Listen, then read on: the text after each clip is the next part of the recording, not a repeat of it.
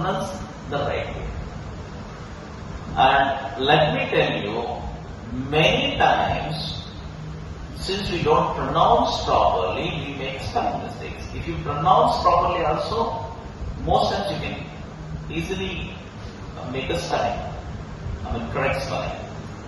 Since we don't pronounce most times properly, then again our spellings are also wrong most times.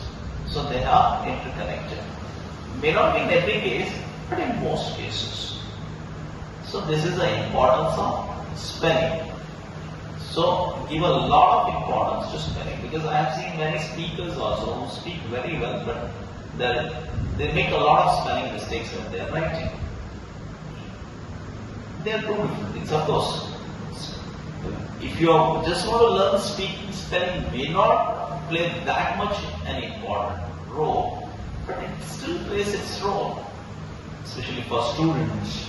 Writing part or typing, you have to type a lot nowadays, right? It may not affect everybody in different professions, but definitely some professions it may be affecting. Okay, that's spelling. I have covered spelling. Next is, see, pronunciation plays such a huge role, just like spelling. I've seen many children, especially from town areas or anywhere, you can't even generalize, but maybe more percentage wise, villages, they find a lot of difficulty pronouncing a word. One of my students, for example, just now, not one of them, it's a random case I'm talking of, many of them in fact. Instead of saying nutrients, they say something else. Nutrients, he said. So he doesn't have any idea of pronunciation. So since he doesn't pronounce it properly, he may do a spelling mistake. And one more I have heard, many. I can only give you a few examples. Like I said, I'll have a separate topic on this in future. Lustra. It's not lustra. It's lustra. Luster. Like that. This is the importance of pronunciation. And silent letters also make things complicated. They don't know how to. What is the role of silent letter? They are not aware of it.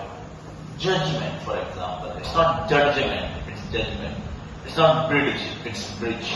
It's not honor, it's honor. So, I can go on and on. But that is not my intention in this topic or in this video.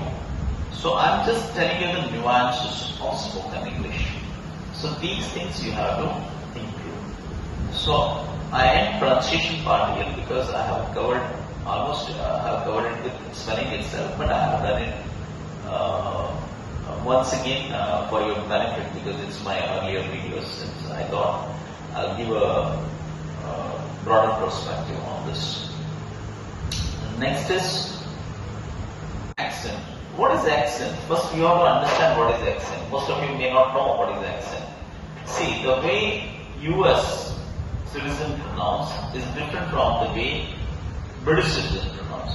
So when we know or when we are aware of it, only when we are aware of it, of course, the way the British pronunciation is different from American pronunciation or Canadian pronunciation or South African. See, where English is a native language. In those countries only, there is so much difference. You can only imagine what must be the situation in India. I'm only talking from India's point of view, or any other non-native speakers. Non-native speakers, meaning for whom English is not a natural language, for whom English doesn't come naturally. Okay, we have our own language, mother tongue, what we call it. So then we face difficulty. What difficulties we face? The difficulties most of us faces are due to our mother tongue interest. Right. It's again natural. I'm not saying it is a crime or a sin or something like that or a blunder. It's only natural. We have a mother tongue influence. Speaking English language, never sin. So when you speak English like your mother tongue, for example, my mother tongue is Kannada. If I speak English like Kannada, then what would happen? You can only guess or only can imagine, right? I mean, only can make it out. So it won't sound natural, and it is very difficult for others to understand if the other person to whom you are communicating with is especially a native speaker or one who has a excellent command over English language. So such people you 100% come across in your day-to-day life, and it's a competitive world. So you have to face such situations. You will face such situations rather when you go to the job market or any job you are doing or any work you are doing nowadays. I mean, or any aspect of life in today's world, English's importance is only gravitating. It's exponential growth. It is seeing only exponential growth from year to year. So it's a must in today's world that I don't have to say it to you. So accent plays a huge part, because if the other person can't understand you, then you're wasting your time, and your communication is of no value to your organization or your work which you whatever work you may be doing. You may be a startup or a researcher or a lecturer. I mean, you're not dealing with your students. Imagine.